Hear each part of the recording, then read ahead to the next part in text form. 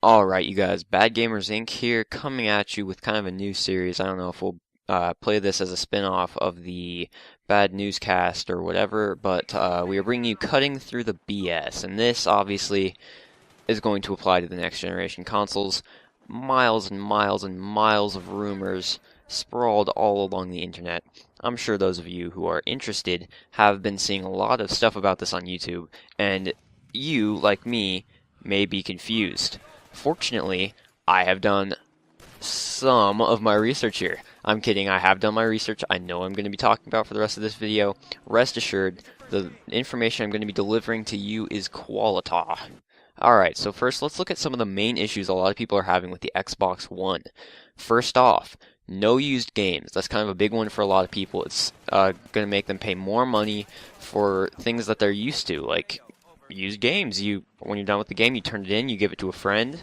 In the past, this is something that has saved people a lot of money, but I'll go over why this isn't such a bad thing, and why it's not quite what it seems. Secondly, it's region locked. Now, a lot of people I feel like don't know what this is, so I'm going to go into detail and explain what it actually means later in the video.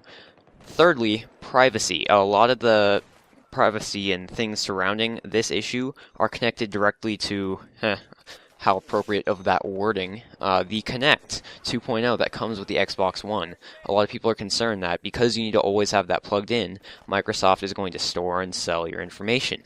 And then fourthly and lastly, no gameplay, or very little gameplay, again, was premiered at the Xbox One release conference. And this is a problem that a lot of people have had with that conference, which is, I think, so far putting a lot of people off of the Xbox One and leaning towards the PS4. On to the PS4, similarly to the Xbox One, no used games, or very restricted used game policy. That coming out a few days ago from Sony. Pay for the online service. This also kind of breaking news in the video gaming world. It looks like the updated PSN that will be available for PlayStation 4 is going to be a subscription-based service. How much? We don't know. I'm not going to be reporting on that. I've had estimates as high as $100 a year for both this and Xbox, but I don't know. We'll weigh in on that later in the video.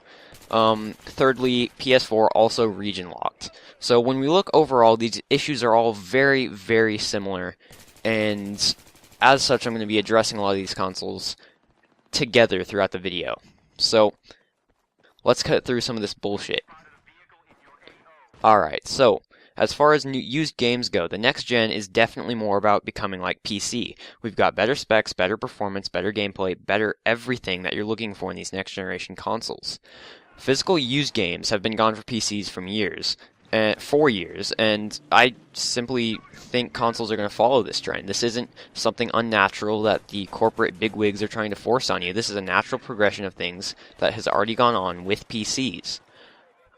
This is going to create a better downloadable market. We already have things like the Xbox Arcade Marketplace, which provides cheaper independent games, but I think this access is just going to increase. And I think the PC comparison to this is obviously Steam, but when we look at this on the console perspective, it's going to drive up competition, which is going to increase our video game quality and drop the prices, which is something I think is good for all of us. Now, is it going to be hard at first on our wallets to not be able to buy used games? Yes.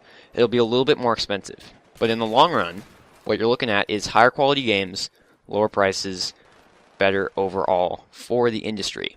Alright, just make sure to look to the future, guys, not the past. That's where we're going with this. Alright, you guys, now on to region locking.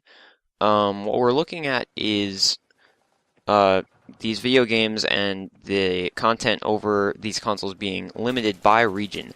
Now, when you hear region, you think, oh crap, Northwest, Southwest, USA, maybe North America. But what it really boils down to is the actual encoding style. Now, there are just a few of these supported around the world, the two most prevalent being NTSC and PAL. Now, the US and East Asia, that includes Japan, support NTSC. So right there you have a large chunk of your video gaming community on one platform. Europe and Australia are PAL, so what that leaves is two very prevalent, fairly compatible, and fairly widespread encoders, or versions basically, being used by 90 some odd percent of the world's video gaming community. So this region locking thing really not as bad as it sounds, because it really ends up being divided among just two main different types. Alright, so briefly onto privacy. When you say Microsoft is going to steal my face and sell it for money to hackers, are they really going to do that? Really? They're going to steal your face, your information, your gestures, your voice? What are they going to do with it? I mean, because seriously, would anyone want your face? And B, they're not even going to do that. I mean, I just honestly, everyone saying that Microsoft is going to steal your identity is, I don't know, they're just fear-mongering. I can't take it seriously by this point. I've heard so much crap out there about what Microsoft is going to do to people, and I don't know if I'm desensitized to it or what, but I strongly advise you, use logic here for once, and just realize no one's going to steal your identity for a video gaming system. Alright, now onto the lack of games presented at the Xbox One reveal presentation. Let's look at E3. It's just 2 or so weeks away, and why would Xbox want to spoil all of that? If you're that close to one of the world's largest, if not the largest gaming conventions in the world, that premieres new technology and gameplay every year, don't spoil that. And I think Xbox and Microsoft understand that, and so they scaled it back a little bit, showed us a couple of their premiere titles, as well as the next Call of Duty, all very anticipated stuff, but not too much given the time frame. Again, PS4 was in February, so they definitely had time. Enough time between E3 and their conference to show a lot of this gameplay. Xbox does not have that luxury. So, I mean, to summarize, this doesn't make Xbox One a worse console. I mean, just, again, use your logic when you're looking at a lot of this stuff that you see. Alright, next on to the PS4 subscription service. So, compared to the PS3, they are adding a lot of new features. I know, more friends, voice capabilities and things, similar to the party system on Xbox. So it'll also give users updates, better workability, and it'll just look better overall. So it really just makes sense monetarily for the company to charge it.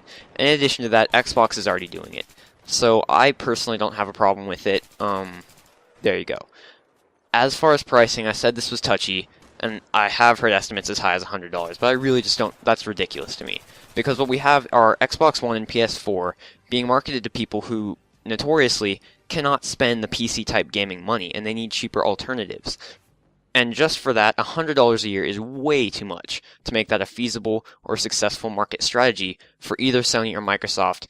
They're smarter than me, I know they know this, so it's not going to be $100. Thank you for your time.